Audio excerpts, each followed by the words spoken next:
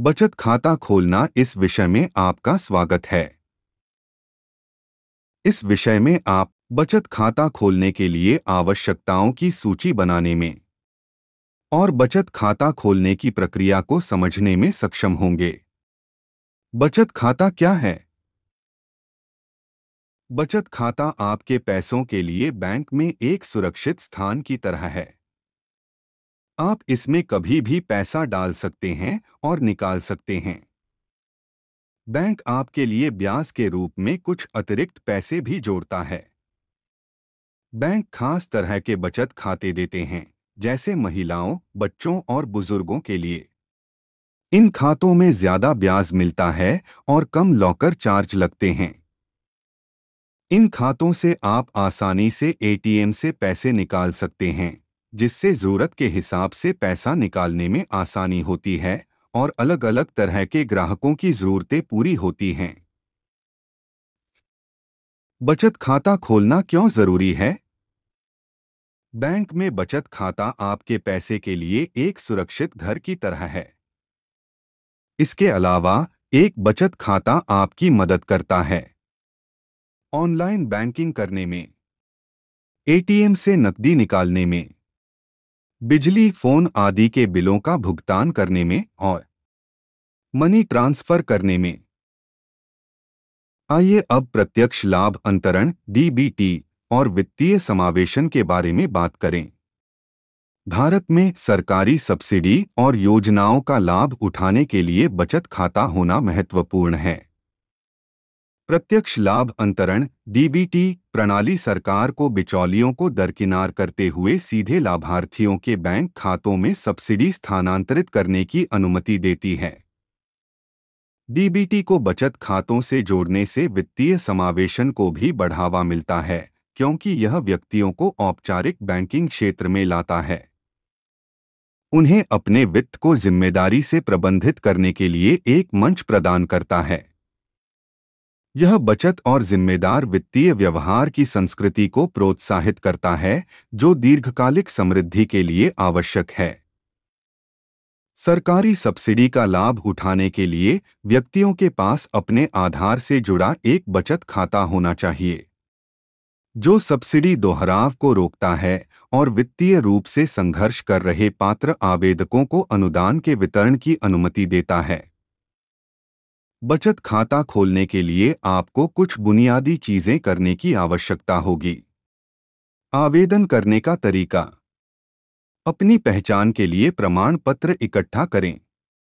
संपर्क विवरण प्रदान करें। एकल या संयुक्त खाता चुनें। नियम एवं शर्तें स्वीकार करें। अपने आवेदन जमा करें। अपने नए खाते में धनराशि जमा करें। पहला कदम यह तय करना है कि आप बचत खाता कैसे खोलना चाहते हैं।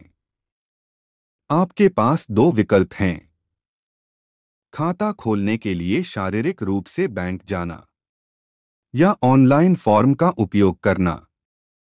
ये व्यक्तिगत और गैर व्यक्तिगत खातों के लिए खाता खोलने के फॉर्म के उदाहरण हैं। व्यक्तिगत फॉर्म व्यक्तिगत उपयोग के लिए बनाया गया है या एक व्यक्ति द्वारा भरा जाता है। गैर व्यक्तिगत फॉर्म संगठनों या कई व्यक्तियों द्वारा उपयोग के लिए है। अगला कदम पहचान प्रमाण प्रस्तुत करना है। इसके लिए आपको कोई भी सरकारी पहचान पत्र, जैसे ड्राइविंग लाइसेंस या पासपोर्ट, आपका आधार नंबर जिसमें आपकी जन्मतिथि का प्रमाण हो और पता प्रमाण, आपकी संपर्क जानकारी देनी होगी। आपके पहचान आईडी नंबर जैसे आधार नंबर के साथ साथ आपको अपनी संपर्क जानकारी भी प्रदान करनी होगी, जिसमें आपका पूरा नाम, फोन नंबर और पता शामिल है।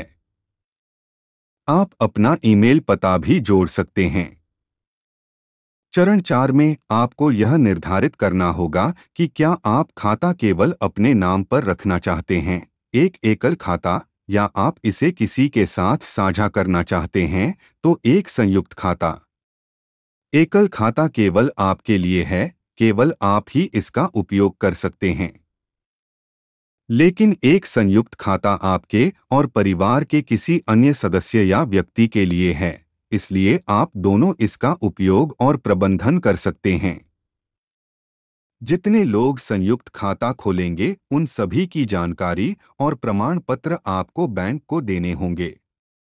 अब संयुक्त खाता रखने के लाभों और सीमाओं के बारे में जानेंगे। संयुक्त खातों के कुछ लाभ हैं, जैसे कि जब आप दोनों अपना वेतन एक ही खाते में जमा करते हैं और खर्चों को साझा करते हैं, तो बिलों का भुगतान करना आसान हो जाता है।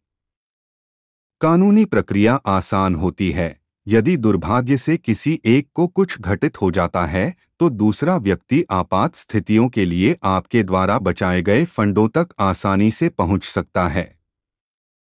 पारदर्शिता बनाए रखें। आप दोनों को पता होगा कि आपने कितना खर्च किया है और आपने अपनी आय से कितना बचत किया है। संयुक्त खाता रखने की कुछ सीमाएं भी हैं, जैसे कि नियंत्रण की कमी, क्योंकि आप दोनों के पास धन तक पहुंच है।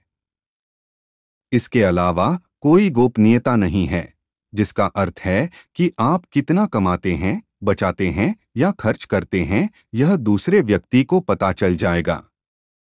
और इसका विपरीत भी होगा। संयुक्त खाते के मामले में एक व्यक्ति का कर्ज दूसरे खाताधारक की देनदारी भी बन सकता है।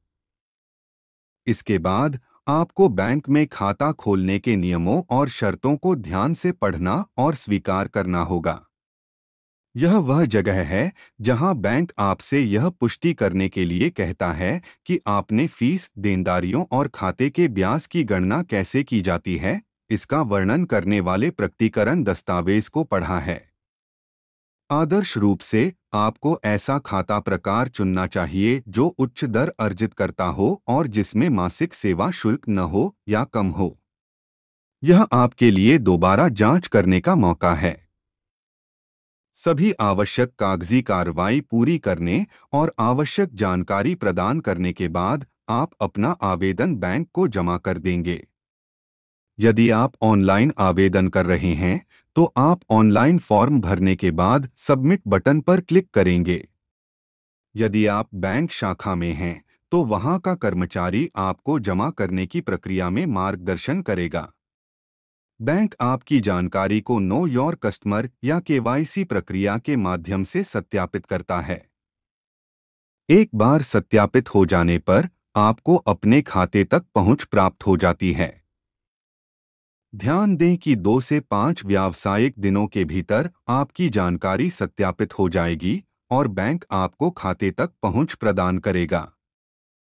अपने नए खोले गए बचत खाते में पैसा डालें। कई बैंक प्रारंभिक जमा के रूप में न्यूनतम राशि मांगते हैं, जो 1,000 रुपये से 10,000 रुपये तक हो सकती है। याद रखें, बैंकों में एक न्यूनतम शेष राशि बनाए रखने की आवश्यकता होती है, अन्यथा आपको जुर्माना देना पड़ सकता है। आपको अपने खाता नंबर और एटीएम कार्ड के साथ अपनी पासबुक प्राप्त होगी।